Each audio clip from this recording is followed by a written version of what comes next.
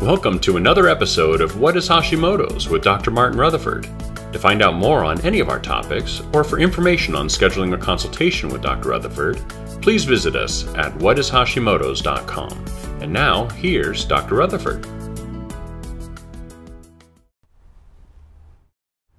Okay, so is it Lyme disease or Hashimoto's? I'm going to do this, even though a lot of you are going to be like saying bad things about me afterwards. So there is there's a culture out there, and that's how I prefer to refer to it, and I call it a Lyme culture. And the Lyme culture is built around the infection of a human being by Lyme disease, which indeed occurs.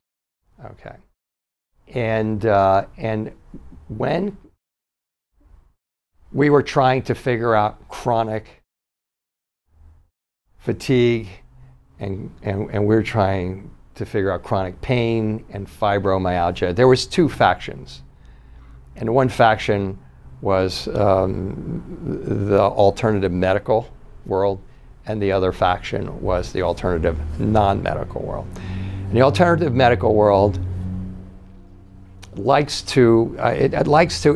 designed to attack the symptoms. It's designed to attack the bug. It's designed to kill the bug. It's designed to find the one thing that they think might be causing something.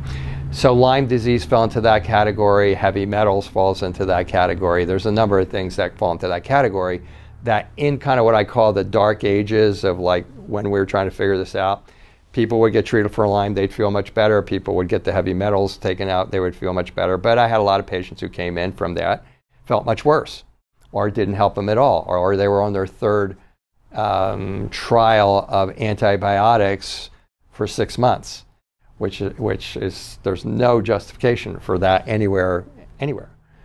But that was the Lyme issue, and then there was a whole language of killing the Lyme, and then there's the dark field microscopy, and certainly the Lyme hides, as does Epstein-Barr virus, as does other viruses. Okay, viruses hide. That's what they do. But I mean, remember being dragged in and look at here's the virus, and you can see how it hides, and I'm like, that's common physiology for a virus. So I was never against it. Now I'm in Reno, Nevada. Chris, I don't know if you're still here, or I'm going to talk about you, but I'm not going to say your last name. But he was here. He was an alternative medical doctor, alternative dentist. I went to him. My wife went to him. And we had knockdown, drag-out fights over Lyme because he was the president of the National Lyme Association. And in his world, everything was Lyme. Everything that we were looking for the answer for was Lyme. Okay. So here's what I've seen, and I know many of my colleagues will agree with this because this is what we do. So there are 40-some triggers, 42 triggers for autoimmune thyroid disease, Hashimoto's. Okay, one of them is listed as the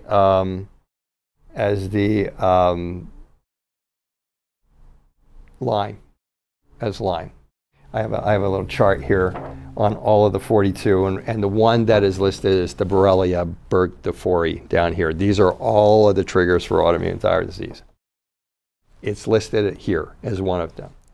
Here's what was found at the University of UC Davis, I want to say like 2015 or something like that, was that the Lyme bacteria comes in, it's for real.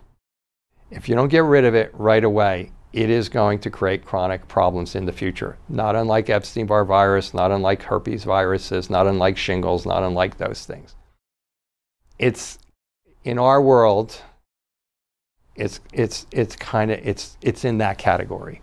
Okay, it's a bacterial infection, and so The medical model is let's try for 6 months or 6 years or however long they'll give you antibiotics to try to kill it and freeze it and do all this other type of stuff.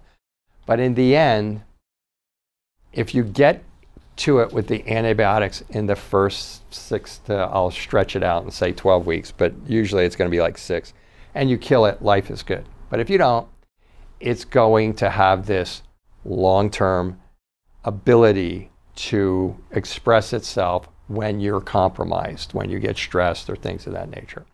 What they found at UC Davis was that what actually happens is the Lyme gets into your system, and if you haven't gotten rid of it, it actually attacks this enzyme in your joints, which is a cardinal sign of Lyme disease.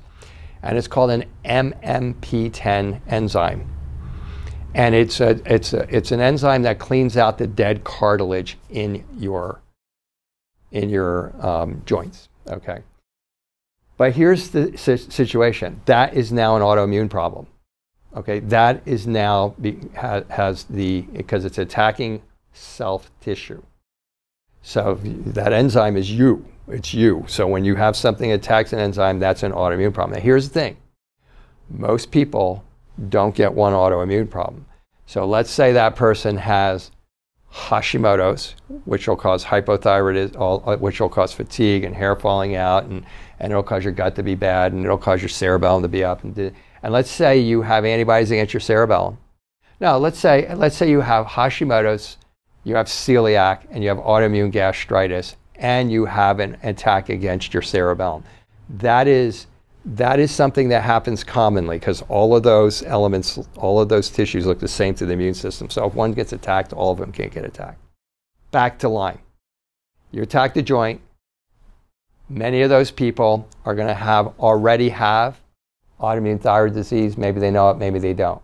They're already going to have celiac. Maybe they know it, maybe they don't. They're already going to have autoimmune gastritis. Maybe they do, maybe they don't. Maybe they have all of them.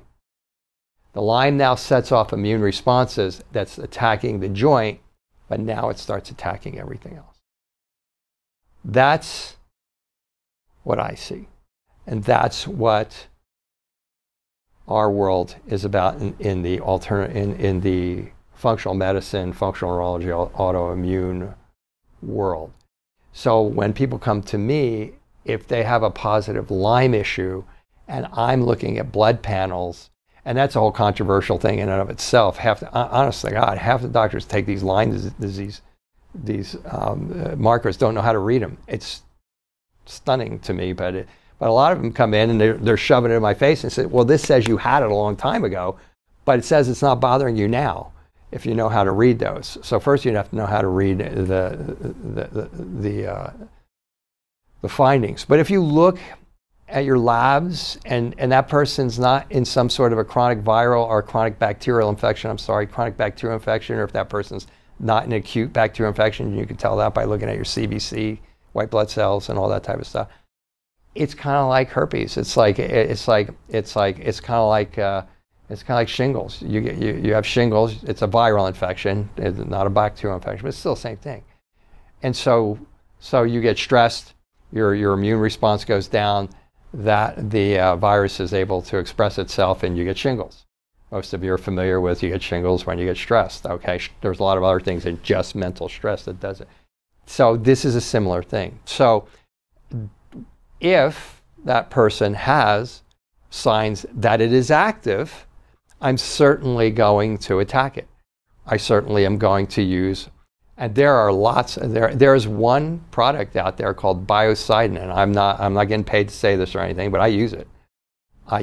It was designed to neutralize Lyme disease, and it also happens to work on a lot of other things. It's this broad spectrum antiviral antibiotic. It's an amazing product. You guys from Biocidin, you should pay me for saying this, because it really is. And so, if there is evidence that the Lyme is actively creating the problems along with many of the other things that are on this sheet, then I'm going to attack the Lyme early. If I'm done with that patient, we've completed our protocol successfully, And now that person's looking for something to take long term to try to stop them from getting those attacks, I will have that person take a natural antibiotic at a low level to try to keep that under control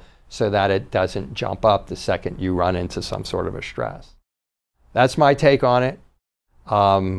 Since that study came out, and I want to say 2015, it was around there, maybe even a little earlier, but I think it was right around there. And that study came out on how that attacks. Then it became obvious that, okay, it's attacking, it's creating an immune response. The person has other immune diseases. Everything blows up. And thus, my buddy Chris, my dentist, and my buddy Chris is like, it's all Lyme disease. Yeah, well, you're getting the symptoms from the Lyme. You're getting the symptoms from the thyroid, from the celiac, from the cerebellum, and all that type of stuff. And you have all of these symptoms, and your doctor's like, their eyes are rolling like, okay, this person needs to see a psychologist because nobody can have all this stuff. Oh, it's Lyme. Fair enough. There was a time when that was fair enough to say. But I think with our understandings today, I think what I'm sharing with you, which is my experience, and when I say my experience, I execute treatment protocols based on what I'm telling you, and our outcomes would suggest that what I'm telling you is more likely correct. Thank you for joining us for another episode of What is Hashimoto's?